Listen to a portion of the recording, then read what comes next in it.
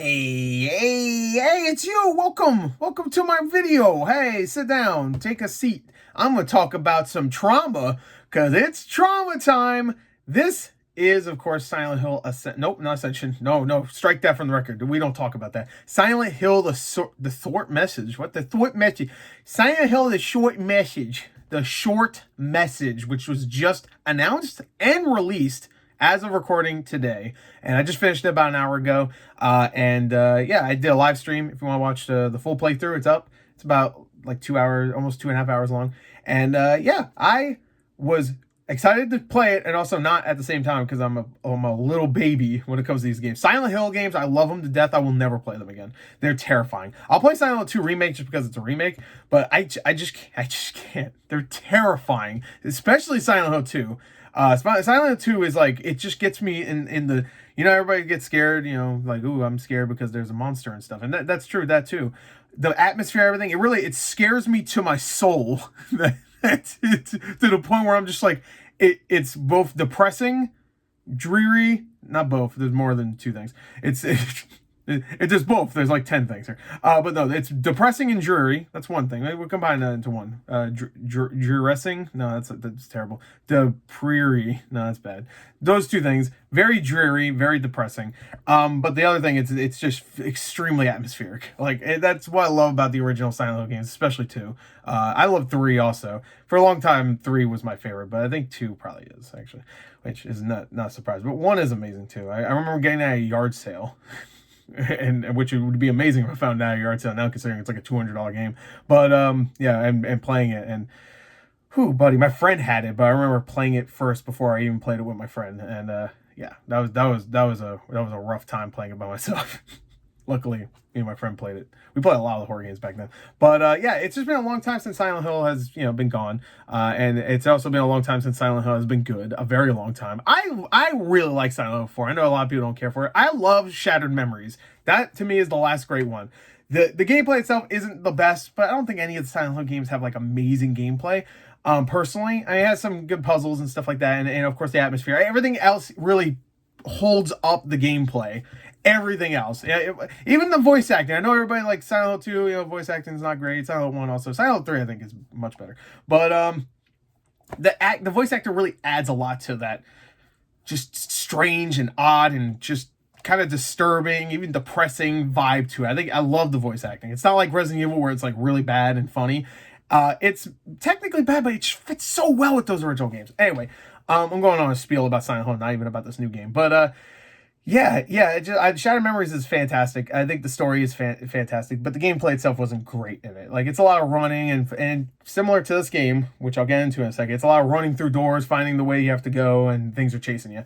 But I think it's great. It has a great story, and a very emotional story. It's just a remake of the original, but it's retold. It's a retelling of it. But it's great. So the reason why I bring that up is because it is similar to this one in gameplay, and also it was the last great one. I'm not going to say this is great. I'm not going to say it's great. I know there's already people shitting on it. But I will say it's the best Silent Hill thing probably since Shattered Memories. It is really good. I'm thinking more about, like, when I was done with it, I was like, yeah, that was good. It's been an hour. I've been thinking about it pretty much the entire time. I was on a stream, like, after making dick jokes with a bunch of people. Shout outs. And I was still, like, while I was making dick jokes, I was thinking about that. I was thinking about this freaking thing. I liked it. I really did. I enjoyed it. I think the story is pretty effective. It fits very well with Silent Hill. The premise, definitely, with what goes on. I'm not going to spoil anything, but I feel like it fits well. If you're expecting it to take place in Silent Hill, I mean, that's not exactly the point of Silent Hill, really. I mean, it could take place anywhere, honestly. Silent Hill, the idea is still behind this. This is no Ascension, by the way. Ascension is dog shit. I love watching it. I don't really, but I like making the thumbnails for those, at least. That show is dog shit, but I enjoy watching it just to shit on it. I don't really like watching The Thing. I like making fun of The Thing. You know what I mean? I don't know. I feel like that's a lie. I do kind of enjoy watching it. It's just one of those, like, really terrible shows that you just gotta watch. It's a show. Some people know it's a game. No, it's a fucking show. I don't make any choices at all. I watch it as a show. It's a show. It's a really bad. It's like early. Remember Machinima, the YouTube channel? It's like that, like if they made this. They used to make like shows and stuff like that based on like what machinima is, and make movies out of games and stuff. Like they use the game to make the movie. They used to do that all the time with stuff. Like I think Terminator had one at one point, and I think a couple others. It's like that. That's what Ascension is. But this game tells a story. It's a very a triggering story. Let me say that for all the youth out there. They like that word. So, but it is a very well done story for, again, I have to really reiterate, the game was free. It came out today, shadow dropped today. For what it is, for what I was expecting, it's very well told for its own standalone thing.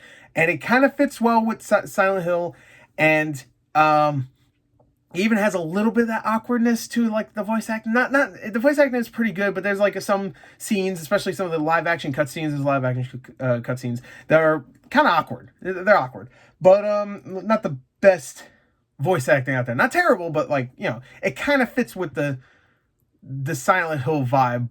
Maybe not so much with this story exactly, because this one is super depressing throughout the entire thing. Where Silent Hill, like there's a mystery to Silent Hill 1, especially the 2 is the really depressing one, but Silent Hill 2 is just shattered memories. There's the mystery here. There is a mystery for sure, but you already know there's already something. You already know some bad things are going down. You know what I mean? Does that make sense? But yeah, I think it tells the story very well in the 2-hour runtime. The graphics look great, I think. Character models look a little iffy at times, but there's only really one character model besides the monster that chases you. Everything else is like live action cutscenes, so you see like other characters, but they're live action.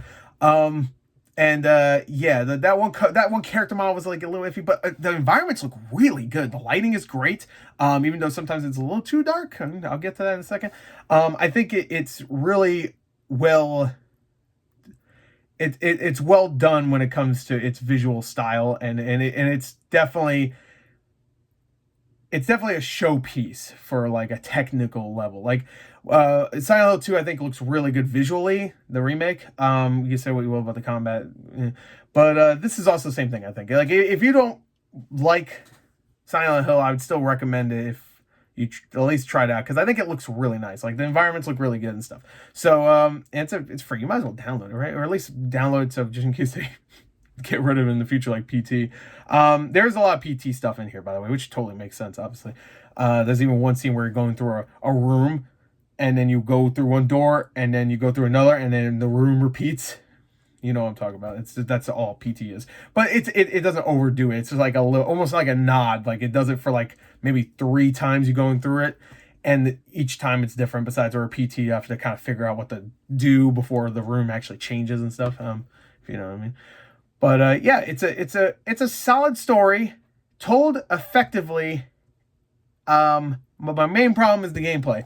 Now there's 4. Most of it is just you walking around, looking at things, reading things. That's a lot of that, which is fine. I don't mind that. For a short little thing here, walking sim thing, telling a story, I get it. But the other piece of gameplay that's not just the walking around is the running around. There's a monster, it chases you, and these segments are really annoying. You don't know where you're going, really, because you have to run from point A to point B while getting attacked by this monster. So you have to go through doors and stuff and run through corner, go left, go right, whatever. You have to kind of figure out where to go, So it's like Shattered Memories if you play Shattered Memories.